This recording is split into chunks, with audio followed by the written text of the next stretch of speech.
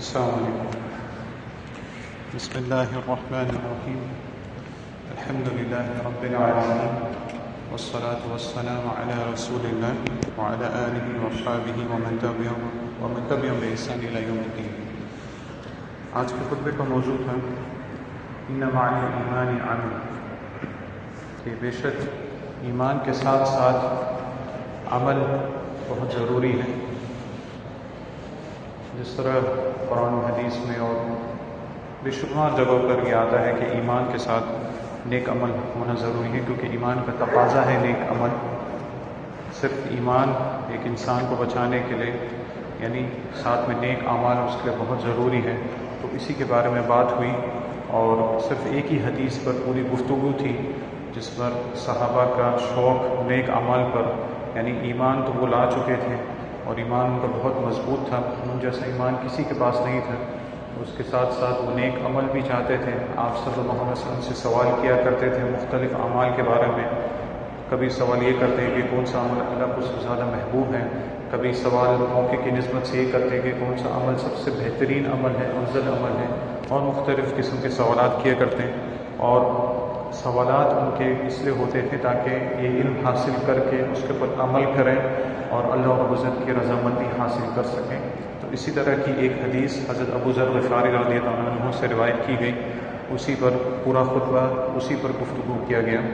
حضرت ابو ذر غفاری رضی اللہ عنہ آپ صلی اللہ علیہ وسلم سے ایک موقع پہ سوال کرتے ہیں، سألت رسول اللہ صلی اللہ علیہ وسلم عن عمل يدخل المرء الجنة وينجيه من النار. کہ حضرت ابو ذر غفاری رضی اللہ عنہ فرماتے ہیں کہ میں نے آپ صلی اللہ علیہ وسلم سے سوال کیا کہ ایسے عمل کے بارے میں جو کہ ایک شخص کو جہنم سے بچا لے اور اسے جنت میں داخل کر دے. یعنی مکمل حدیث پہلے بیان کی گئی خطبے میں، اس کے بعد ہر فقرے پر مختصر طور پر بات کی گئی. تو حضرت ابو ذر غفاری نبی کریم صلی اللہ علیہ وسلم سے سوال کر رہے ہیں کہ مجھے آپ ایسا عمل بتائیں جو مجھے جنت میں داخل کر دے اور جہنم سے بچا لے. تو آپ صلی اللہ علیہ وسلم نے پہلی چیز بتائی یؤمن باللہ، کہ اللہ پر ایمان لے آؤ، کہ اللہ رب العزت پر ایمان لے آؤ. حضرت ابو ذر غفاری نے مزید سوال کیا، فقلت یا رسول اللہ ان مع الایمان عملا، کہ اللہ کے رسول ایمان کے ساتھ ساتھ عمل بھی ہے. یعنی ایمان تو صرف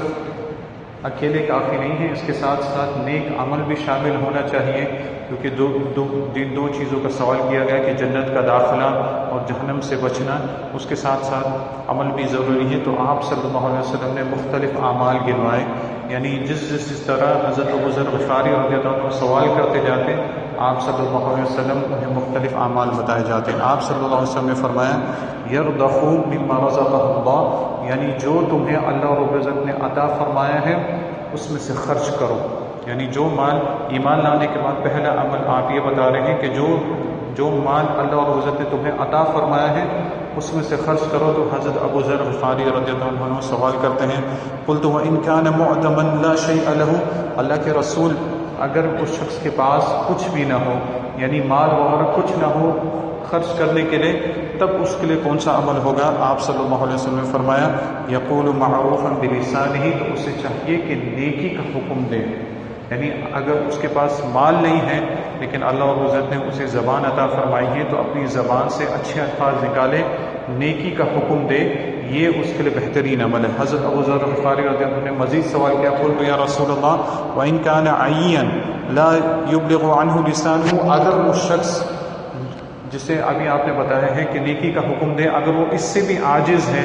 نیکی کا حکم دینا اس کے بس میں نہیں ہے، معروف کے بارے میں حکم نہیں دے سکتا، تب اس کے بارے میں آپ کیا کہتے ہیں؟ تو آپ صلی اللہ علیہ وسلم نے فرمایا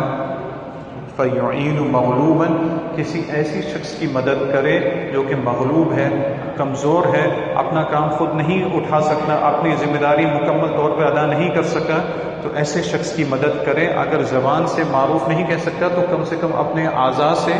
کسی کمزور انسان کی مدد کرے. حضرت ابو ذر غفاری رضی اللہ عنہ نے مزید سوال کیا کہ اللہ کے رسول آپ دیکھیں اگر وہ کسی کمزور کی بھی مدد نہیں کر سکتا، لا قدرت لہ، اس کی بھی طاقت اس میں نہیں ہے، تو آپ صلی اللہ علیہ وسلم فرمائے فلیصنع لأخرق، یعنی کوئی ایسا شخص جو کہ بے وقوف ہے یا کسی قسم کا اپاہجگی اس میں ہے، کسی قسم کی کمزوری اس میں ہے، تو اس کے لیے کمائے، اس کی مدد کرے، کسی نہ کسی طرح اس کے کام آئے۔ حضرت ابو ذر غفاری رضی اللہ عنہ نے مزید سوال کیا کہ اللہ کے رسول وَإِن كَانَ أَخْرَقَ، اگر وہ شخص خود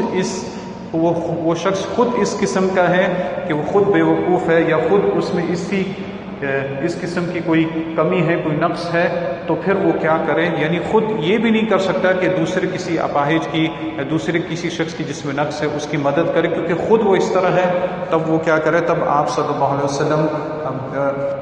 حضرت ابو ذر غفاری رضی اللہ عنہ جب فرماتے ہیں فالتفت الیہ، آپ میری طرف متوجہ ہوئے اور آپ نے فرمایا ما تريد ان تدع فی صاحبک شیء من الخیر، تم یہ چاہتے ہو کہ اس شخص میں کسی قسم کی خیر ہی نہ چھوڑو، یعنی نہ وہ مال خرچ کر سکتا ہے، نہ ہی زبان سے کوئی بات کہہ سکتا ہے، کوئی معروف بات کہہ سکتا ہے، نہ ہی کسی کمزور کی مدد کر سکتا ہے، نہ ہی کسی بیوقوف کے کام آ سکتا ہے، کوئی خیر اس میں چھوڑ ہی نہیں سکتے ہو، تب بھی اسلام نے خیر کے دروازے ایسے شخص کے لیے بھی کھلے رکھے ہیں۔ آپ صلی اللہ علیہ وسلم نے فرمایا فَلْيَدْعِ النَّاسَ مِنْ أَذَى، کہ اسے چاہیے کہ لوگوں کو تکلیف دینے سے باز آ جائے۔ اگر یہ سارے کام بھی نہیں کر سکتا تو کم سے کم لوگوں کو تکلیف دینے سے باز آ جائے، یہ بھی اس کے حق میں خیر کا سوال ہے، یعنی جتنا بھی انسان عاجز آ جائے لیکن اسلام نے اس کے لیے خیر کا راستہ کھول کے رکھا ہے۔ پھر آخر میں حضرت ابو ذر غفاری جب یہ تمام اعمال آپ صلی اللہ علیہ وسلم نے انہیں گنوا دیے، پھر سوال کرتے ہیں، آپ صلی اللہ علیہ وسلم سے پوچھتے ہیں یا رسول اللہ ان ھذا کلہ لیسیر، اللہ کے رسول یہ جو جتنے کام آپ نے بتائے ہیں یہ تو سب بہت ہی آسان ہیں۔ یعنی سوال تو بہت بڑا تھا کہ جنت میں جانا اور جہنم سے بچنا، جو کہ اصل انسان کی زندگی کا مقصد ہوتا ہے، جو جتنے کام آپ نے گنوائے ہیں یہ تو کام بہت ہی آسان ہے۔ آپ صلی اللہ علیہ وسلم نے فرمایا والذی نفسی بیدی ما من عبد يعمل بخصلۃ منها يريد بها ما عند اللہ، کہ جتنی بھی خصلتیں، جتنی بھی صفاتیں، جتنے بھی اعمال میں نے گنوائے ہیں، ان میں سے کوئی بھی عمل کوئی شخص کرتا ہے بشرط یہ کہ خالص اللہ کی رضا کے لیے کرتا ہو، لوگوں کو دکھانے کے لیے نہیں، الا اخذت بیدہ یوم القیامہ، الا یہ کہ وہ نیک عمل اپنے کرنے والے کے ہاتھ کو قیامت کے دن پکڑ لے گی، یعنی جو کام اس نے کیا ہوگا وہ نیک عمل اس کے ہاتھ کو پکڑ لے گا اور اس وقت تک نہیں چھوڑے گا حتی تدخلہ الجنہ، جب تک کہ اسے جنت میں داخل نہ کر دے۔ تو یہ مکمل حدیث تھی جو کہ آپ صلی اللہ علیہ وسلم نے اپنے صحابی حضرت ابو ذر غفاری رضی اللہ عنہ کے سوال کرنے پر آپ نے مختلف نیک اعمال انہیں بتائے۔ تو سب سے پہلے اس میں جو بہت سارے سبق اس میں ملتے ہیں، سب سے پہلے یہ ملتا ہے کہ صحابہ کرام کا کتنا حریص ہونا کہ آپ صلی اللہ علیہ وسلم سے سوال کرتے تھے، اور سوال کا مقصد یہ ہوتا تھا کہ کچھ علم حاصل ہو اور وہ علم پر عمل کر کے اللہ رب العزت کو راضی کرنا مقصود ہو، صرف سامنے والے کو ٹیسٹ کرنے کے لیے، سامنے والے کو آزمانے کے لیے، یا صرف اس لیے سوال کرنا کہ سب سوال کرنے ہیں تو میں بھی کوئی سوال کر لوں، اس وجہ سے صحابہ سوال نہیں کرتے تھے، بلکہ سوال اس لیے کرتے تھے تاکہ اس کے اوپر عمل کریں، اور عمل کرنے کا مقصد کیا ہوتا تھا؟ جنت کی لالچ اور جہنم کا خوف۔ جنت کی لالچ ہوتی تھی کہ اللہ رب العزت کو راضی کریں اور جنت حاصل کر سکیں، اور جہنم کا خوف ہوتا تھا کہ اللہ رب العزت کو ناراض نہ کریں، تاکہ یہ نہ ہو کہ اللہ رب العزت کی جہنم کے حقدار بن جائیں۔ تو ان چیزوں سے بچنا مقصود ہوتا تھا۔ تو ہمیشہ سوال عمل کرنے کے لیے انسان کرے، کیونکہ اگر عمل نہیں کیا تو ایسا علم انسان کے اوپر بوجھ بن جاتا ہے، اور آپ صلی اللہ علیہ وسلم ایسے علم سے پناہ مانگتے تھے اللہ کی جو کہ فائدہ نہ دے۔ علماء بتاتے ہیں ایسا علم جو فائدہ نہ دے یہ وہ علم ہے کہ انسان کے پاس آنے کے بعد اب وہ عمل نہ کرے۔ بہت ساری چیزیں اس کے علم میں ہیں لیکن وہ عمل نہیں کرتا، بہت ساری چیزیں لوگ اسے بتاتے ہیں، اس کے سننے میں آتی ہیں، علم میں آ جاتی ہیں، اضافہ ہو جاتا ہے، لیکن عمل نہیں کرتا، تو اس علم نے اس کو فائدہ نہیں دیا بلکہ یہ علم اس کے لیے وبال بن گیا ہے اور زیادہ اس کو نقصان دہ ہونا چاہیے۔ تو یہ ایک سبق حضرت ابو ذر غفاری بلکہ تمام صحابہ ان سب کی سیرت سے ہمیں یہ سبق ملتا ہے، ان کا سوال کرنا آپ صلی اللہ علیہ وسلم سے اپنے علم میں اضافے کے لیے تاکہ اس کے پر عمل کیا جائے، صرف سوال و جواب کی مجلس کے لیے نہیں۔ اور دوسری بات یہ کہ سوال کا جو تعلق ہوتا تھا وہ ان کی حرص پر دلالت کرتا تھا کہ کتنا انہیں شوق تھا، دنیا سے کتنی بے رغبتی تھی، اور اللہ رب العزت نے جو ان کے لیے تیار کیا ہے اس سے کتنی محبت تھی۔ ان کا جو سوال تھا اتنا عظیم الشان سوال ہوتا تھا، دنیاوی معاملات کے بارے میں نہیں، جنت کے بارے میں کہ اللہ رب العزت جنت کیسے عطا فرمائے اور جہنم سے ہمیں بچا لیں۔ تو آپ صلی اللہ علیہ وسلم نے جو سب سے پہلے چیز جو گنوائی نیک اعمال میں وہ ہے ایمان۔ آپ نے فرمایا یؤمن باللہ کہ اللہ پر ایمان لے آئے۔ جو اللہ پر ایمان لے آتا ہے اور صحیح معنوں میں ایمان لے آتا ہے، اور صحیح معنوں میں ایمان لانے میں جتنے بھی انسان پر جتنی بھی عبادات جو ضروری عبادات واجب آتی ہیں، تمام چیزیں اس میں شامل ہو جاتی ہیں، نہیں تو وہ اپنے ایمان کے دعوے میں سچا نہیں جانا جائے گا۔ یعنی ایمان لانے میں تمام چیزیں شامل آ جاتی ہیں، ایمان کے تمام ارکان بھی شامل آ جاتے ہیں، یہ سب اس کے لیے ضروری ہے۔ تو پہلی چیز جس طرح یہ بار بار دہرایا بھی جاتا ہے کہ انسان مسلمان کو چاہیے سب سے پہلے اپنے ایمان کے اوپر کام کرے، اپنے ایمان کو مضبوط کرے۔ صحابہ کرام کا بھی طریقہ یہی تھا، سب سے پہلے اپنے ایمان کو مضبوط کیا، پھر آہستہ آہستہ اور علم حاصل کرتے گئے، جس کی وجہ سے ان کا علم اور زیادہ مضبوط ہوتا گیا۔ لیکن اول چیز سب سے پہلے ضروری ہے کہ ایمان پر عمل کرے۔ تو ایمان جس کا مضبوط ہو جائے اس کو اس کے اعمال سے فائدہ ہو سکتا ہے، لیکن جس کا ایمان نہیں، چاہے وہ جتنے بھی اعمال کر رہا ہے، اگر اس کا ایمان اللہ اور عزت پر نہیں ہے تب اس کے یہ اعمال اس کو فائدہ نہیں دیں گے۔ یہ اعمال اس کے اللہ اور عزت آخرت میں اس کے سامنے پراگندہ کر کے یعنی اڑا دے گا، بالکل ان کی دھجیاں اڑا دی جائیں گی، جس طرح کے احادیث میں قرآن میں ان چیزوں کا واضح طور پہ بیان ہے۔ اس کے بعد مزید طور پر حضرت ابو ذر غفاری رضی اللہ عنہ کے بارے میں بتایا گیا کہ ان کا فقہ بھی یہاں پہ آتا ہے، کیونکہ انہیں اس بات کا علم ہے کہ صرف ایمان نہیں بلکہ ساتھ میں نیک اعمال بھی چاہیے، کیونکہ جس میں ایمان ہے نیک عمل اس کے ساتھ لازماً اس کے ساتھ جڑا ہونا چاہیے، نہیں تو ایمان کا تقاضا کیسے صحیح ہو سکتا ہے۔ تو انہوں نے فرمایا اللہ کے رسول ایمان کے ساتھ عمل بھی ہے، یعنی ایمان کے ساتھ عمل کے بارے میں بھی سوال کیا، تو آپ صلی اللہ علیہ وسلم نے انہیں جو ایک نیک عمل بتایا اس کے بارے میں، یہاں پہ یہ نہ سوچا جائے کہ ایمان کے بعد یہ اعمال کی ترتیب انسان کی ہونی چاہیے، نہیں، ایمان کے بعد جو واجبات آپ کے ہیں وہ پہلے ہیں، لیکن آپ صلی اللہ علیہ وسلم موقع کی نسبت سے یا کبھی کسی سوال کی نسبت سے کچھ اعمال میں آپ دوسرے اعمال بتایا کرتے تھے، لیکن صحابہ کرام اسے سمجھ لیتے تھے کہ یہاں پہ آپ صلی اللہ علیہ وسلم کا مقصد کیسا ہے، تو آپ نے ایسے اعمال بتائے جو کہ ترغیبی اعمال تھے، لیکن اس سے جو بالاولیٰ جو ضروری اعمال ہیں نماز اور روزہ، ان چیزوں کی نفی نہیں ہوتی۔ تو یہاں پہ آپ صلی اللہ علیہ وسلم نے جو پہلا عمل بتایا یرضخ مما رزقہ اللہ، کہ جو مال اللہ اور عزت نے، جو رزق اللہ نے تمہیں عطا فرمایا ہے اس میں سے خرچ کرو۔ اور عربی زبان میں رضخ کا لفظ جو ہے، جس طرح علماء نے بتایا ہے کہ رضخ کا لفظ یہاں پہ خرچ کرنے کا معنی جو ہے اس کا معنی ہے کہ بھلے ہی تھوڑا ہو، یعنی کم سے کم بھی تمہارے پاس ہو تو اس میں سے خرچ کرو، یعنی تھوڑا بھی ہو، ضروری نہیں ہے کہ تم لاکھوں کے مالک ہو یا بہت سارے پیسے ہوں تب جا کے انسان کچھ خرچ کرے، بلکہ تھوڑا ہی ہو تو اس میں سے بھی کچھ نہ کچھ اللہ کی راہ میں خرچ کرو، کسی غریب کو، کسی مسکین کو، خاص طور پر اگر اپنے رشتہ دار ضرورت مند ہے سب سے پہلے ان کے اوپر خرچ کیا کرو۔ جس طرح بہت ساری احادیث میں آتا ہے، احادیث سے بھی ثابت ہوتا ہے کہ آپ صلی اللہ علیہ وسلم نے فرمایا کہ ایک درہم ہزاروں درہم پر فوقیت لے جاتا ہے۔ وہ کس طرح کہ ایک آدمی کی کل کمائی ہوتی ہی بہت کم ہے، یعنی اس کی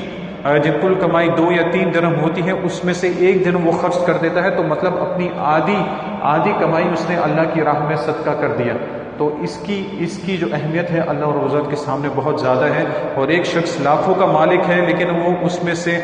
صرف 1000 یا 2000 خرچ کرتا ہے، تو اس شخص کا جس نے 1 درہم خرچ کیا ہے اس نے اپنی آدھی کمائی خرچ کی، لیکن اس شخص نے اتنا خرچ نہیں کیا۔ تو جتنا انسان کی قوت میں ہے، طاقت میں ہے، اسے چاہیے کہ دے، بھلی اگر وہ فقیر بھی ہے لیکن تھوڑا بہت اس کے پاس کچھ ہے تو کچھ نہ کچھ اللہ کی راہ میں ضرور دیا کرے، اور اس کی برکت اسے دنیا و آخرت دونوں میں نصیب ہوگی۔ جس طرح ایک اور حدیث میں بھی آتا ہے، حضرت اسماء بنت ابی بکر رضی اللہ عنہا وہ آپ صلی اللہ علیہ وسلم سے سوال کرتی ہیں، اللہ کے رسول میرے پاس اپنا کوئی اتنا مال نہیں ہے، صرف وہ تھوڑا بہت مال ہے جو کہ میرے شوہر زبیر رضی اللہ عنہ مجھے عطا فرماتے، تھوڑا بہت مال ہوتا ہے، تو کیا میں اس میں سے خرچ کروں؟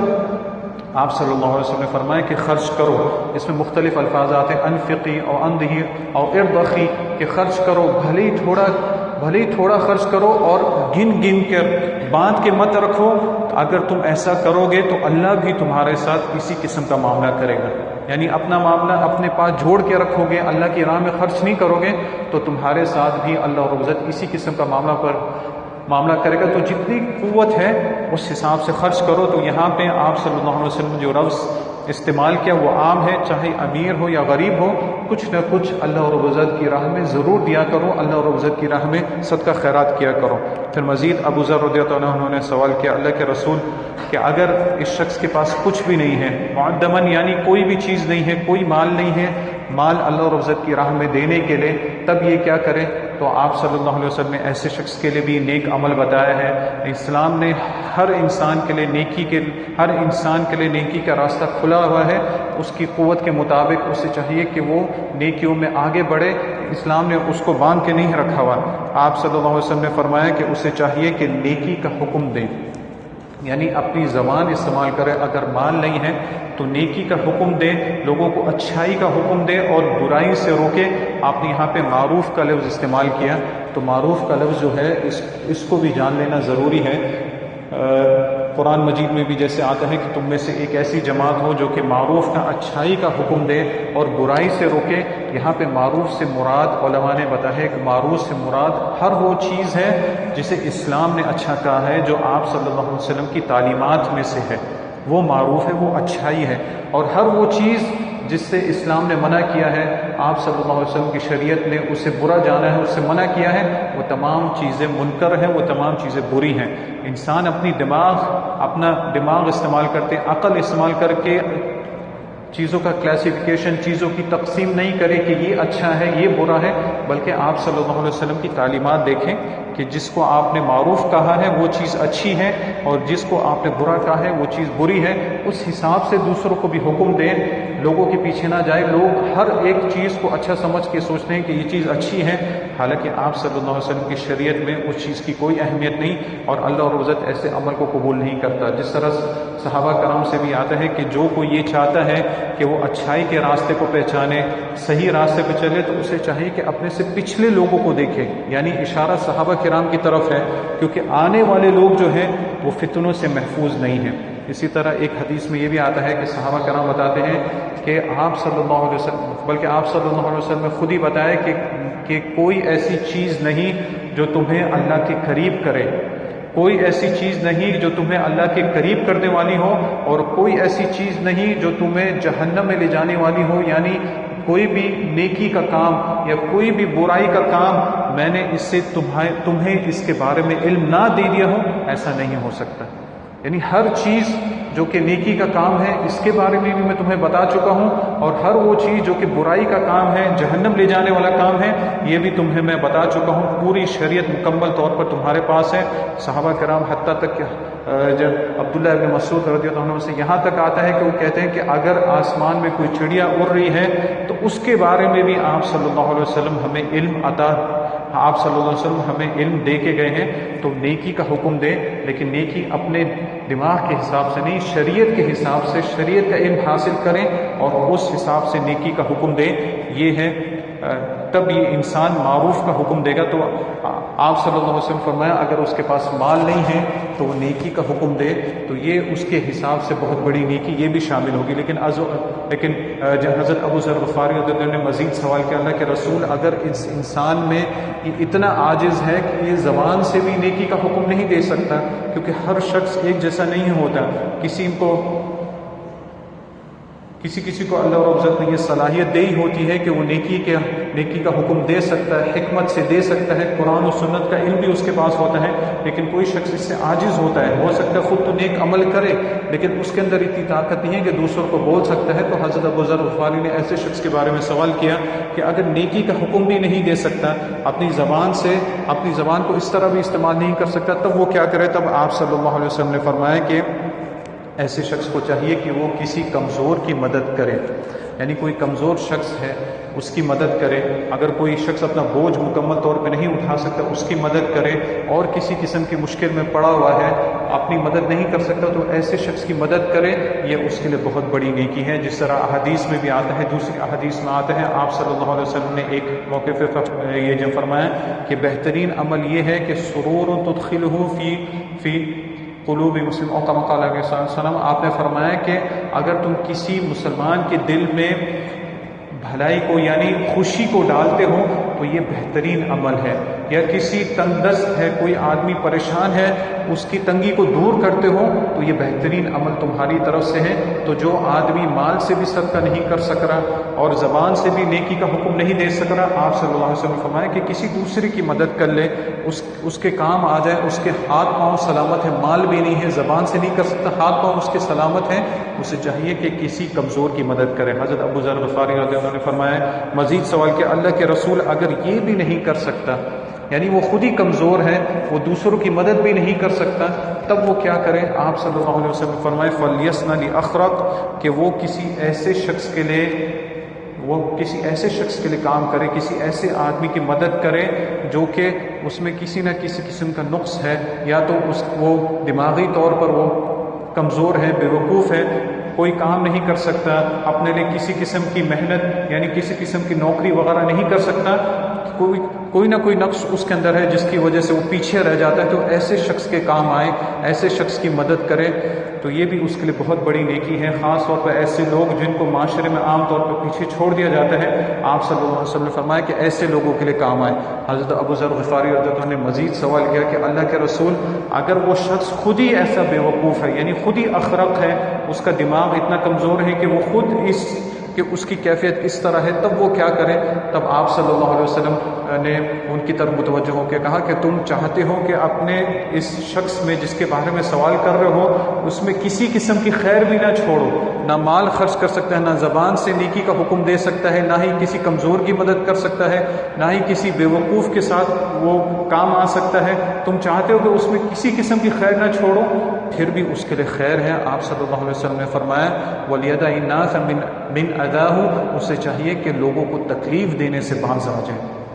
یعنی کسی کے کام تو نہیں آ سکتا، فائدہ تو نہیں دے رہا، لیکن لوگوں کو تکلیف دینے سے باز آ جائے، یہ نیکی تو یہ کر سکتا ہے۔ یعنی انسان کس مرحلے تک بھی آ جائے اس کے لیے نیکی کا دروازہ اسلام نے کھولا رکھا ہے، تو نیکی کے دروازے کھول دیے۔ تو جب سب یہ نیکیاں پوچھ لی حضرت ابو ذر غفاری رضی اللہ عنہ نے، تب مزید آپ صلی اللہ علیہ وسلم سے سوال کیا، کیونکہ اتنے سارے نیک اعمال آپ صلی اللہ علیہ وسلم نے گنوا دیے، اور عام طور پر ہر کوئی شخص ایسا نہیں ہوتا کہ جو ان نیکیوں کو نہیں کر سکے، بہت کم ایسا ہوگا کوئی شخص آخری مرحلے تک پہنچے، نہیں تو اسلام نے، اللہ اور عزت نے ایک انسان کو اتنی قوت دی ہے کہ تمام اعمال وہ کر سکتا ہے۔ بہت کم ایسے لوگ ہوں گے جن کے پاس یہ تمام چیزوں کی قوت نہیں ہوگی۔ تو حضرت ابو ذر غفاری رضی اللہ عنہ نے پھر سوال کیا، اللہ کے رسول یہ جتنے اعمال آپ نے بتائے ہیں ان ھذا کلہ لیسیر، یہ تو تمام اعمال سب کے سب بہت ہی آسان ہیں، یعنی یہ سب کرنا سننے میں تو بہت آسان ہے، اور انسان کو چاہیے کہ ان اعمال کو کرے بھی، یہ تو کام آسان بھی ہے، سننے میں آسان لگ رہے ہیں۔ تو آپ صلی اللہ علیہ وسلم نے فرمایا والذی نفسی بیدی، اس کی قسم جس کے قبضے میں میری جان ہے۔ آپ صلی اللہ علیہ وسلم اللہ اور عزت کی قسم ان الفاظ سے بھی کھایا کرتے تھے کہ اس کی قسم جس کے قبضے میں میری جان ہے، جس کے ہاتھ میں میری جان ہے، کہ یہ جو تمام خصلتیں ہیں، یہ جو تمام صفت نیک اعمال میں نے بتائے ہیں، ان میں سے کوئی نیک عمل بھی کوئی انسان کرتا ہے، بھلے ہی تم سمجھ رہے ہو کہ یہ آسان ہے، لیکن اگر ان کو کرتا ہے، لیکن شرط کیا ہے کہ اخلاص کے ساتھ کرے، اللہ اور عزت کے لیے خالص کرے، کسی کو دکھانے کے لیے نہ ہو۔ ایمان اتنا بڑا عمل جو کہ جہنم سے بچانے والا عمل ہے، ایمان لائے تو خالص اللہ اور عزت کی رضا کے لیے لے کے آئے، یہ نہ ہو کہ اگر میں ایمان نہیں لے آیا تو میرے گاؤں والے، میرے شہر والے مجھے کیا کہیں گے، تو ان کو دکھانے کے لیے ایمان لے آئے لیکن اندر سے اس کا ایمان خالی ہے، اللہ کی راہ میں خرچ کر رہا ہے دوسروں کو دکھانے کے لیے نہیں بلکہ اللہ اور عزت کی رضا کے لیے۔ حتیٰ کہ احادیث میں آتا ہے کہ کچھ لوگ اللہ کے سائے میں ہوں گے، ان میں سے ایک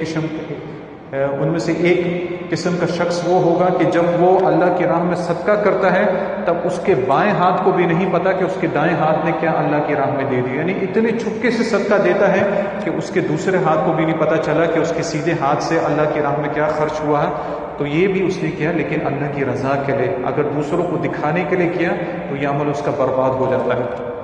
اور نیکی کا حکم دیتا ہے. یہ نہیں کہ لوگ اس سے بہت خوش ہوں، مولوی صاحب بہت ہی اچھے آدمی ہیں، لوگ اس کی تعریف کریں، یا پھر کسی کو دکھانے کے لیے کہ میں لوگوں کو نیکی کا حکم دے رہا ہوں، لیکن جب اسے خود موقع ملتا ہے تو اللہ اور عزت کی نافرمانی کرتا ہے. آپ صلی اللہ علیہ وسلم فرمائے کہ ایسے قسم کے لوگوں کو سخت عذاب ہوگا، اور قیامت کے دن یہ لوگوں کے سامنے رسوا بھی ہوں گے. لوگ دیکھیں گے کہ ایسے آدمی کو عذاب دیا جا رہا ہے تو اس سے پوچھیں گے کہ تو دنیا میں ہمیں نیکی کا حکم دیا کرتا تھا، تو تیرے ساتھ ایسا معاملہ کیوں ہو رہا؟ وہ کہے گا کہ میں تمہیں نیکی کا تو حکم دیتا تھا لیکن خود اس کے پر عمل نہیں کرتا تھا. یعنی اس میں اخلاص نہیں تھا. تو اگر اخلاص نہیں ہے تو یہ عمل بھی ضائع جائے گا. کسی کمزور کی مدد کرے، یہ نہ کہ کوئی دیکھ رہا ہو تو اس کو خوش کرنے کے لیے جب کسی کمزور کی مدد کرے، بلکہ خالص اللہ اور عزت کی رضا کے لیے مدد کرے کہ میں اس کمزور کی مدد کر رہا ہوں، قیامت کے دن میں خود ہی کمزور ہوں گا، اللہ اور عزت میری مدد فرمائے گا، تمام مصیبتوں سے مجھے بچا لے گا. کوئی بیوقوف ہے وہ خود اپنی ذمہ داری نہیں اٹھا سکتا، اور یہ اس کی ذمہ داری اٹھائے خاص اللہ اور عزت کی رضا کے لیے. تو آپ صلی اللہ علیہ وسلم نے یہ شرط اس کے ساتھ لازم کی ہے، اور یہ شرط تمام اعمال کے ساتھ ہے. یہ دو شرطیں تمام اعمال کے ساتھ ہیں. ایک تو عمل سنت کے مطابق ہو، آپ صلی اللہ علیہ وسلم ہمیں یہ تمام اعمال سکھا رہے ہیں تو یہ آپ کی سنت کے مطابق ہیں. اور دوسری شرط آپ نے خود ہی بتا دی کہ اللہ رب العزت کے لیے اخلاص کے ساتھ ہو، خالص اللہ رب العزت کے لیے ہو، اس میں کسی قسم کی ملاوٹ نہ ہو. اگر اس میں کسی قسم کی ملاوٹ ہو تو آپ نے سنیا کہ عمل برباد ہو جاتا ہے. جس طرح آپ صلی اللہ علیہ وسلم فرمائے کہ قیامت کے دن اللہ رب العزت فرمائے گا لوگوں سے، جب لوگوں کو ان کے اعمال کا بدلہ دیا جا رہا ہوگا، اتنے نیک اعمال کیے اللہ انہیں بدلہ دے رہا ہوگا، تو اللہ رب العزت جو ہے نا فرمائے گا کہ انا خیر الشرکاء. جتنے لوگوں کے لیے کوئی عمل اگر کسی شخص نے بہت سارے لوگوں کے لیے کیا ہے اور مجھے بھی اس میں شریک کیا ہے، یعنی مجھے بھی دکھانے کے لیے کیا، لوگوں کو بھی دکھانے کے لیے کیا، فانا اغنى الشرکاء، یا پھر کچھ الفاظ ہیں انا خیر الشرکاء، میں سب سے تمام شرکاء سے میں بری ہوں، میں سب سے بہتر ہوں. جو عمل کسی نے کیا کسی کو دکھانے کے لیے، اشرک فیہ غیری، اس میں میرے ساتھ کسی اور کو بھی ملایا، فانا منہ بری، میں اس عمل سے بری ہوں. فہو للذی عمل، اور وہ عمل تم نے جس اور کو شریک کیا وہ اس کے لیے ہے. اور ایک دوسری حدیث میں آتا ہے کہ اللہ فرمائے گا جا کے اس کا بدلہ انہی سے لے لو. تمہارے اس عمل کا بدلہ اللہ رب العزت نہیں دے رہا. جب اللہ رب العزت اس نیک عمل کا بدلہ نہیں دے گا، اس کا ثواب نہیں دے گا، تو اس کا بدلہ انسان کو کہاں سے مل سکتا ہے؟ تو یہ بہت ضروری ہے. اس لیے بہت سارے علماء اس کے بارے میں کہا کرتے تھے کہ یہ بہت مشکل چیز ہے، یہ کوئی آسان چیز نہیں ہے. حتیٰ کہ سلف یہ بھی کہا کرتے تھے کہ ہمیں اپنے آپ پر اتنی کوشش کرنا، اتنا اجتہاد کرنا کسی عمل کے لیے مشکل نہیں ہوتا جتنا اخلاص پر ہوتا تھا. یعنی اپنی نیت ایک دم 100% درست کر لینا یہ بہت مشکل ہوتا تھا. اس کے لیے بہت کوشش کرنی پڑتی تھی کہ عمل ہمارا 100% اللہ اور عزت کی رضا کے لیے ہو. تو یہ بہت ضروری ہے، یہ دونوں شرطیں بہت ضروری ہیں سنت کے مطابق اور خاص اللہ اور عزت کی رضا کے لیے ہو. تو آپ صلی اللہ علیہ وسلم فرمائے کہ جو عمل، یہ تمام صفاتیں جو میں نے گنوائی ہیں اور تم سوچ رہے ہو کہ بہت آسان ہے، جو بھی انہیں کرتا ہے ان میں سے کسی صفت کو بھی کرتا ہے، لیکن شرط یہ ہے کہ اللہ کی رضا کے لیے الا اخذت بیدی، تو وہ صفت، وہ خصلت اپنے کرنے والے کے ہاتھ کو تھام لیتی ہیں. کیسے تھام لیتی ہیں؟ یہ اللہ اور عزت کا کام ہے. یعنی مال خرچ کرنا، مال کیسے تھام لے گا؟ یہ اللہ کا کام ہے. اللہ جانتا ہے کیسا ہوگا. اللہ اسے مجسمے کی شکل دے یا کیسے بنا لے، آپ کے نیک عمل کو اللہ کیسے پیش کرے، یہ اللہ بہتر جانتا ہے. لیکن ہمارا کام آپ صلی اللہ علیہ وسلم کی صحیح احادیث پر ایمان لانا ہے. یعنی یہ نیک عمل آخرت میں جا کے اپنے کرنے والے کے ہاتھ کو تھام لیں گے، اور جب تک کہ اسے جنت میں داخل نہیں کر دیتے اس کا ہاتھ نہیں چھوڑیں گے. تو کتنی بڑی نیکی ہے. حالانکہ حضرت ابو ذر غفاری رضی اللہ عنہ نے سوال کیا اللہ کے رسول، یہ اعمال تو بہت ہی آسان ہے. آپ نے فرمایا آسان تو ہے، لیکن اگر کر لو تو کتنا اجر عظیم اللہ اور عزت کی طرف سے مل رہا ہے کہ یہ تمہارے ساتھ رہیں گے قیامت کے دن، جو کہ اتنا خطرناک دن ہوگا. اور جب تک تمہیں جنت میں داخل نہیں کر دیں گے، تمہیں نہیں چھوڑیں گے. تو ان اعمال کو اپنے علم میں رکھیں، اور خاص طور پہ یاد رکھیں کہ ابو ذر غفاری رضی اللہ عنہ نے یہ اعمال اسی لیے پوچھے تھے تاکہ ان کے اوپر عمل کر سکیں، اور اپنا جو بنیادی مقصد زندگی کا ہے، دنیا کا ہے، دنیا میں آنے کا جو بنیادی مقصد ہے، فمن زحزح عن النار وادخل الجنة فقد فاز، کہ جو جہنم سے دور کر دیا گیا، وَأُدْخِلَ الْجَنَّةَ اور جنت میں داخل کر دے گئے فقط فاز وہی شخص کامیاب ہے۔ تو یہ زندگی کا بنیادی مقصد ہے جو کہ ان نیک اعمال سے پورا ہوتا ہے، اور جس سٹیج پر بھی آپ ہیں چاہیے کہ اس عمل کو اختیار کریں، جتنی بھی طاقت ہے اتنا عمل کریں۔ سب سے پہلے ایمان لانا، پھر مال خرچ کرنا، اگر مال نہیں ہے جتنا بھی ہے تھوڑا بہت اللہ اور عزت کی راہ میں، اللہ کی راہ میں دیا کریں۔ اگر مال خرچ نہیں کر سکتے تو نیکی کا حکم دیں، نیکی کے بارے میں علم حاصل کریں، آپ صلی اللہ علیہ وسلم کی سنت کے بارے میں علم حاصل کریں، نیکی کا حکم دیں۔ اگر اتنی بھی طاقت نہیں ہے کسی کمزور کی مدد انسان کرے، کسی کمزور کی مدد کرنے کی بھی طاقت نہیں ہے، کوئی شخص اپاہج ہے، دماغی طور پہ کمزور ہے، اس کی مدد کریں۔ اگر یہاں تک نہیں ہو سکتا تو دوسروں کو تکلیف نہ دیں، یہ بھی اس کے لیے نیکی ہے۔ اور یہ تمام صفتوں کے بارے میں آپ صلی اللہ علیہ وسلم نے فرمایا کہ اگر ان میں سے کوئی بھی کرے گا تو یہ اس کو جنت میں داخل کرنے کی گارنٹی اس کے جنم اس شخص کے ساتھ ہے۔ آپ صلی اللہ علیہ وسلم نے اسے یہ خوشخبری عطا فرمائی۔ اللہ اور عزت سے دعا ہے اللہ ہمیں علم نافع عطا فرمائے اور اس کے اوپر عمل کرنے کی توفیق عطا فرمائے، اور اللہ اور رب العزت کے لیے خالص طور پر اپنے تمام اعمال اللہ اور رب العزت کے لیے خالص طور پر صحیح معنوں میں سنت کے مطابق ادا کرنے کی توفیق عطا فرمائے۔ آمین یا رب العالمین۔